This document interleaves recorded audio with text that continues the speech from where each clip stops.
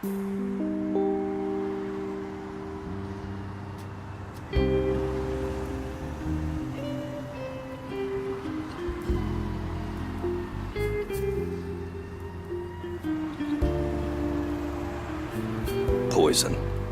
A way of life. I'd been working this beat since I was a kid, and in the last couple of years, I'd started to feel run down. Lonely. Overly introspective.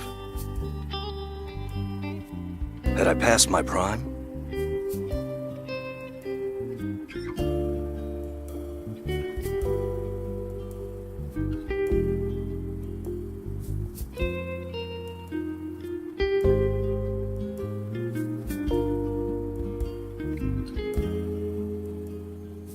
You'd think after 50 years advocating poison prevention, we'd have beat the beast altogether. Nope. The kids all recognize me. But among my peers, I get no respect. Fact is, no matter how many poisonings we've prevented, we could always prevent more. That thought alone follows me everywhere I go. It haunts me.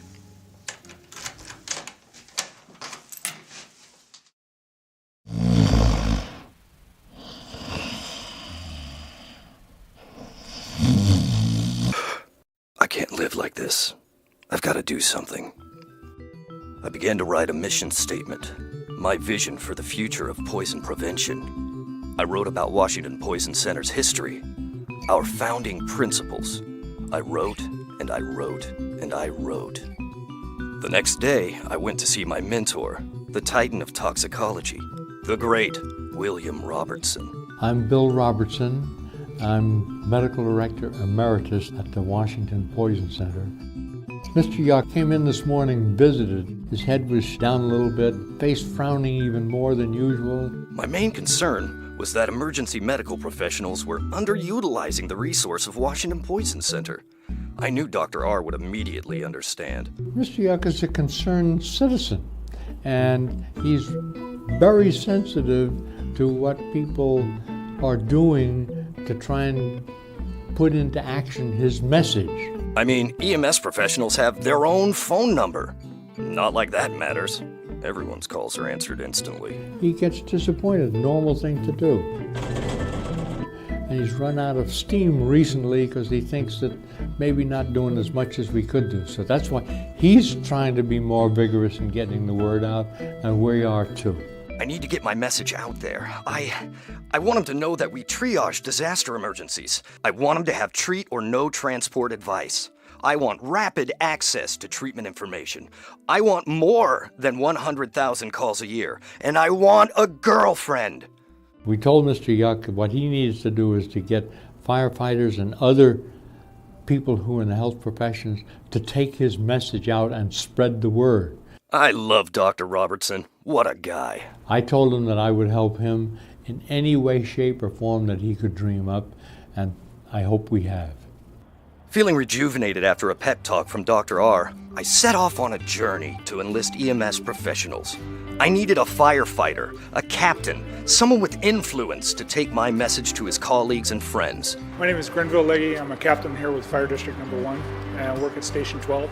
We handle everything from any type of fire call, service call, emergency medical call. Emergency medical calls make up about 75% of the calls we actually handle. Captain Legge and his team are first responders. They're often the first on the scene at a medical emergency, and they've got to be ready for anything. We have about 150 personnel, and we run about 15,000 calls a year. There's no way in the world that we could ever possibly know all the ingredients and all the interactions with all the different types of medications and cleansers and all the liquids that are out there. So they're a great resource. Not surprisingly, the captain was extremely familiar with the Poison Center and their resources, but he didn't know everything. I did not know that they were hazmat certified. Captain! Captain! Captain! Come on, Mr. Yuk. You've got a great opportunity out there. Don't miss it. The call center is staffed 24/7 by hazmat-certified professionals ready to triage disaster emergencies, including chemical burns, CO poisoning, bioterrorism, and other chemical exposures. With Captain Legge on board and up to speed, I knew that I had begun to assemble an A-list team. I felt like we gave each other some good tips. He showed me the tools of the trade, and then, I asked to take a ride in the fire engine.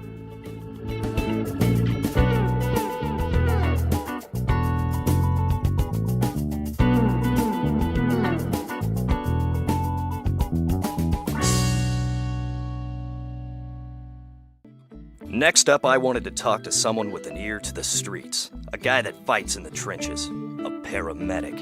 My name is Jake Peary, and I am a paramedic FTO for Rural Metro Ambulance. I asked Jake how familiar he was with the Poison Center.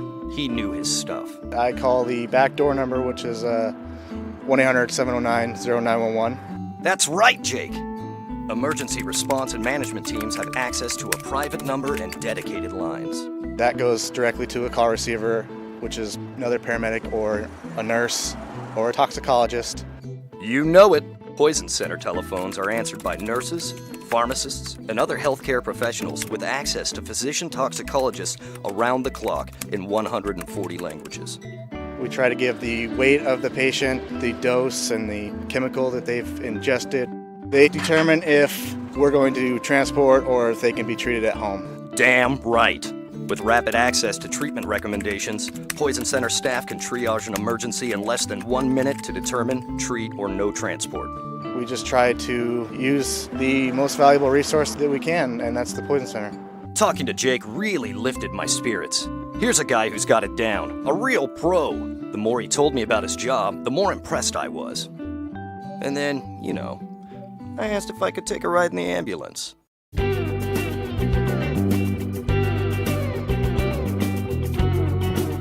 But my mission was not complete. I traveled east and found myself at Lourdes Medical Center, a real stand-up joint.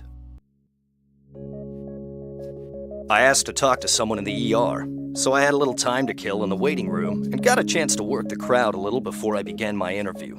My name is Hector Gutierrez. I'm a physician assistant here at Lourdes Medical Center in the emergency room. I asked Hector about what kinds of poisonings they encounter here in the ER. Being a high plain desert area, just plants on the outside, plants on the inside, detergents that are used in the home. The Poison Center has up-to-date information. You bet we do. Our specialties include polypharmacy, drug interactions, bites and stings, and even poisonous plants. The slower we are in responding, the higher the number of days a person will be in the hospital. So the quicker we can intervene and the quicker we have the information, the quicker the patient can get up and walk out. The Washington Poison Center responds to 100,000 calls a year, most of which would otherwise go to 911, saving the medical industry time, money, and resources. By the time a poisoning victim gets to the hospital, Hector and his team have already been faxed information about the victim so that they can treat them quickly. I knew Hector would continue to be busy, so I spent some time spreading the word to the rest of the ER staff. And then, I asked for a checkup.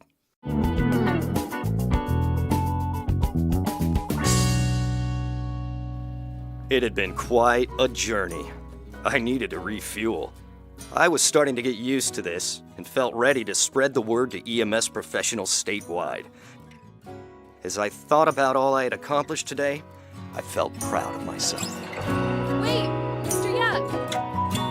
I couldn't speak. I was choking. This girl was out of my league. I mean, she seemed interested, but I didn't know what to say. Come on, Mr. Yuk, don't blow it.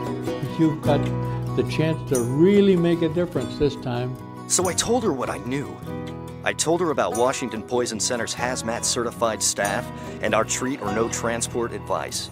I told her about how we specialize in polypharmacy and drug interactions and how we answer over 100,000 calls a year that would otherwise go to 911. And I even gave her access to my dedicated line. She got me, She really got me.